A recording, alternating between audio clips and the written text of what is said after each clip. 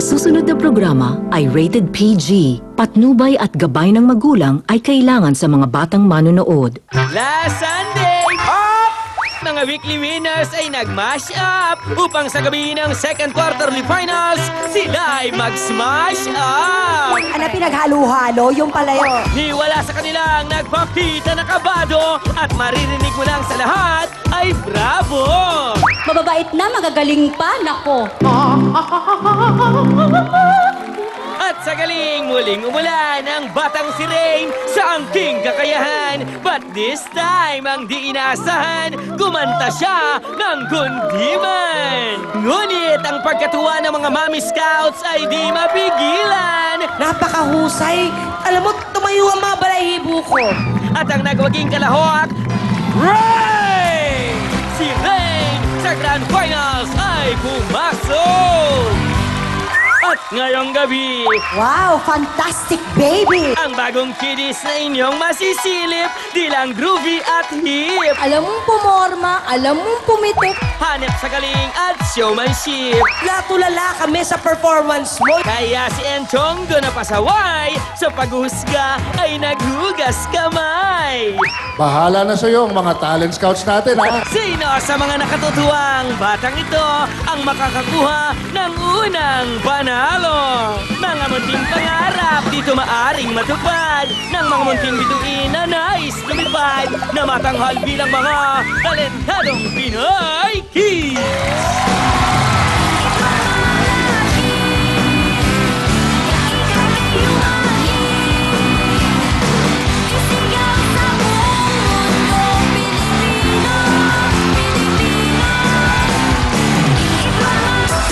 Magandang gabi, Pilipinas!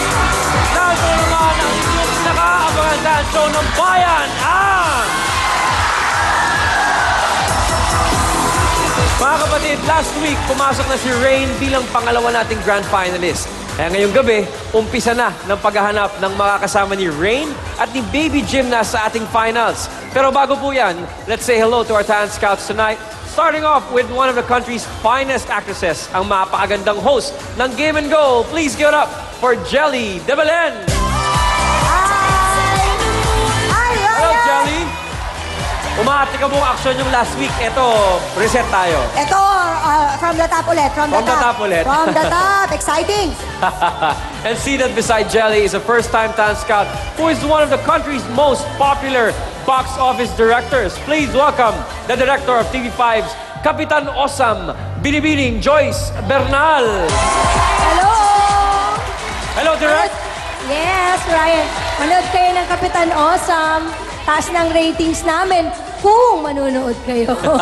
And congratulations sa box office results ng Kimidora 2. Yes, showing pa po kami. Sana manood pa yung mga nanonood ng talentadong Pinoy. Welcome to our set, Direct. Salamat. Formal? Formal tayo, Direct. Formal ngayon, formal. And of course, our weekends are not complete without our resident funny monkey, Enchonggo. Sexy. Ganyan kami ka-formal dito, Direct. Di ba? Si Enchonggo. Kaya barkad siya yan dyan. Mamaya. At ang love team ni Enchonggo habang wala si Tita Tuesday, the lady bursting with humor, ang Indabarkads, Ruby Rodriguez. Well, magandang gabi, Talent Scouts. Sit back and enjoy our show dahil nag-prepare ang ating mga contestant ng mabuti. Ang ating pong unang talentado kid ang nagpapasaya sa mga kaibigan kapag malungkot ang mood. Ano kaya ang ginagawa niya para matuwa ang mga kaibigan niya? Ito po, alamin natin. Si Jason po ay isa namin dating player sa Marching Bells. Ayun po yung xylophone sa isang drum and lyre. Nakita ko po si Jason na parang nagwo-worry po siya dun sa xylophone niya. Kaya tinanong ko po siya kung ano po yung gusto niya. Kung gusto niya po bang maging dancer. Kaya po ako sumali sa kanila para po matutuwa ko ng ng mga flag, kahit ano pa po. Isa po sa mga paborito kong player si Jason dahil siya po yung nagdadala sa grupo po namin. Ginagawa niya pong maganda po yung tinuturo kong performance. Mas lalo niya pa pong binibigyan buhay para mapasaya yung mga taong nasa paligid niya po. Pag may problema po sila, pinapatawa ko na lang po sila kung ano-ano po ginagawa ko. Pangarap ko po, makapunta sa ibang bansa.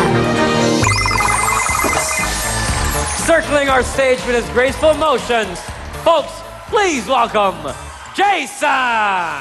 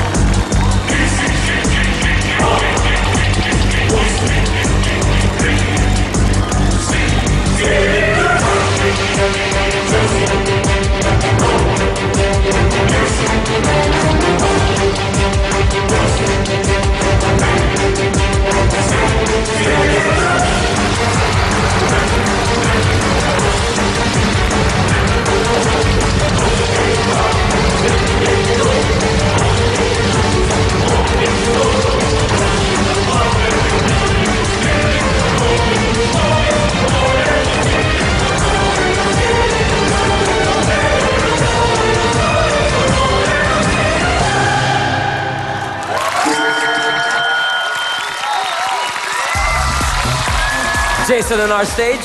Magandang gabi, Jason. Gandang gabi po. Jason, sino ang nag-choreograph nung iyong sayaw? Yung trainer ko lang po. Yung trainer mo. Asa ba yung trainer? Ayun po. Okay, si Mr. Anong pangalan ni Kuya Trainer? Kuya Yuan po. Kuya Yuan. Magandang gabi, Kuya Yuan. O, tignan natin kung anong husga ng ating scouts.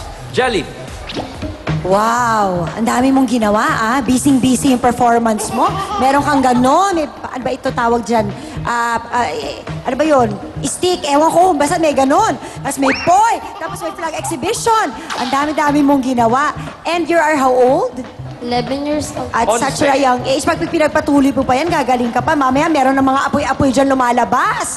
Good luck sa'yo. You did a good job. Thank you very much, Jelly.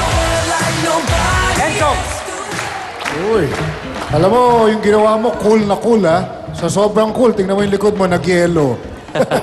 Ang galing-galing mo at palagay ko, you have a very, very nice future ahead of you. Thank you very much, Congratulations. Enchong. Okay, Binibining Joyce, ano sa palagay mo kay Jason?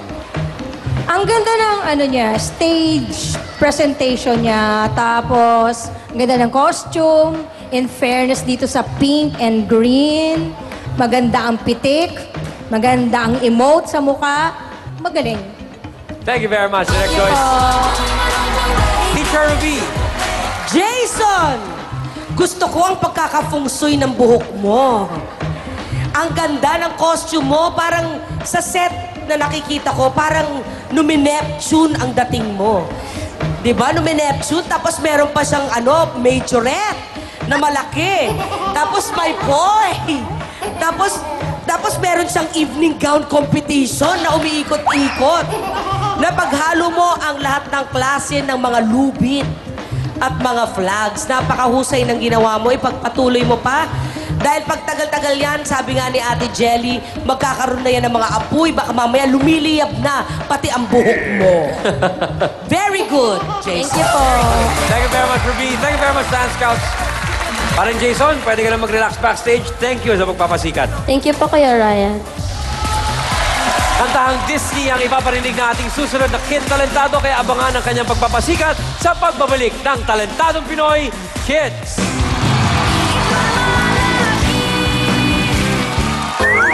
you will never hear no one cry. Si Pocahontas, nakipagsapalaran. Pati batang kapatid, di niya iniwanan. You have potential to be a Broadway star. Anong kanyang magiging kapalaran? Walang Indianan, ito inyong abangan sa Talentadong Pinoy.